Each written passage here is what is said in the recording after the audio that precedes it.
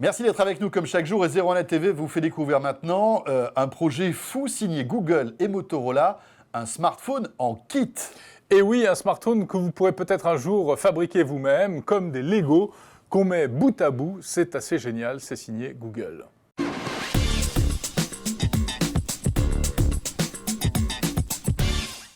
Alors il s'agit du Ara Project. Et on se rend compte que Google, en vendant Motorola, ne s'est pas séparé malgré tout de la substantifique moelle et de la matière grise de Motorola, en gardant donc l'entité recherche de Motorola qui a en fait conçu ce concept. Alors c'est quoi? Eh bien, imaginez non pas comme aujourd'hui un smartphone qu'on achète comme ça d'une seule pièce, mais une espèce de produit qui serait construit avec un socle sur lequel on viendrait accrocher la caméra qui vous plaît, la batterie que vous avez envie de mettre sur votre appareil, votre téléphone. Le petit module Bluetooth, le petit module Wi-Fi, enfin voilà, l'écran aussi. Même l'écran, on pourrait même changer l'écran. En fait, ça serait un téléphone un peu Lego finalement. Exactement. C'est quelque chose d'assez étonnant. Alors pour l'instant, ce n'est qu'un projet, bien sûr. Voilà, c'est un projet, mais qui est déjà bien avancé. Les ingénieurs de Google travaillent très sérieusement là-dessus. Alors à quoi ça servirait? Eh bien, plusieurs utilisations. D'abord, vous pourriez personnaliser ce téléphone exactement selon vos envies, à la fois d'un point de vue esthétique, mais aussi d'un point de vue technique. Oui, imaginez par exemple, vous êtes un fan de photos, vous achetez un module photo plus performant que le module que les gens ont habituellement.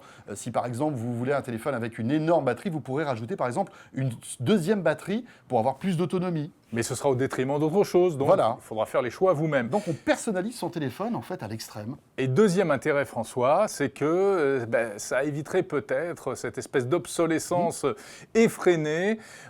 Si la technologie évolue, on n'aura à changer qu'un seul petit module et pas à changer l'intégralité du téléphone. Alors qu'est-ce que ce projet Ara, signé Google et Motorola, les explications de Pierre Fontaine? Il y aura une base, ce qu'ils appellent l'endosquelette, ou endo pour aller plus vite, qui est donc la base, la plateforme qui sert à connecter tous les modules sur lesquels on clipse les modules, on glisse les modules. Le prix de cette base est de $15 environ. Donc après, évidemment, je pense qu'ils vont faire un petit peu comme Dell l'a fait et le fait encore avec les PC.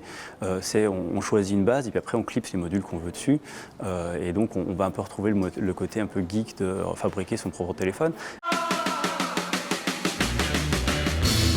La première, c'est les pays émergents ou utilisateurs qui veulent économiser au maximum, vu que c'est customisable à l'extrême. On peut, ce qu'ils appellent le Greyhound, c'est un téléphone qui a une super grosse batterie, un écran devant qui tourne sous Android et qui a juste un module Wi-Fi, donc ça coûte... Il serait assez peu cher, $50, et ce qui permettrait grosso modo d'avoir un téléphone qui permet de communiquer à très petit prix. Donc on va dire ceux qui cherchent un petit budget. Deuxième cible, les gens qui sont un petit peu conscients de l'espèce de course au gâchis qu'entraîne l'obsolescence programmée des appareils et des composants qui sont dépassés en quinconce peu à peu. Quand c'est pas l'écran qui sort et qui est nouveau, c'est le capteur téléphonique, le capteur photographique.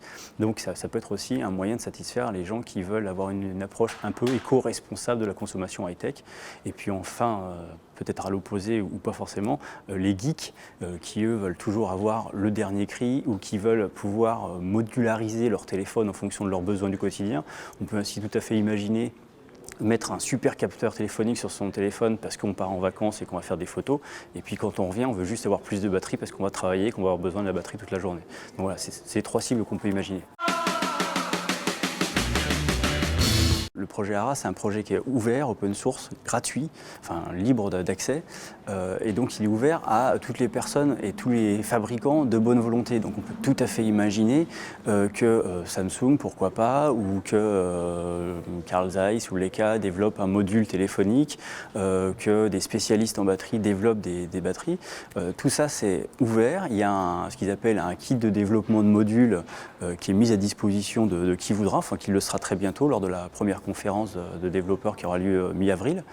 Donc à partir de là, les gens compétents pourront développer ce qu'ils veulent comme module et ensuite ça sera soumis à Google qui le vendra via un module store, un peu comme maintenant on achète des applications sur le Play Store, là on achètera des modules pour son téléphone sur un store dédié. Voilà pour ce projet Ara, assez étonnant. Alors François, on peut se demander si, est-ce que c'est l'avenir du smartphone Ou bien simplement une originalité. Oui, est-ce que d'autres constructeurs, tels que Samsung ou pourquoi pas Apple ou les autres, pourront un jour s'emparer de cette technologie, de ce concept? Il faut savoir que voilà, c'est quand même assez flou en matière de design, parce que le fait de rajouter comme ça des petits blocs sur en fait, un squelette de téléphone, je ne sais pas trop ce que ça peut donner en matière de design. Puis il faut que ça tienne bien. Tu fais tomber ton Voilà. téléphone, je trouve, il Est-ce part que, en morceaux. voilà, est-ce que ce sera costaud, etc. Bref, pour l'instant, ce n'est qu'un projet.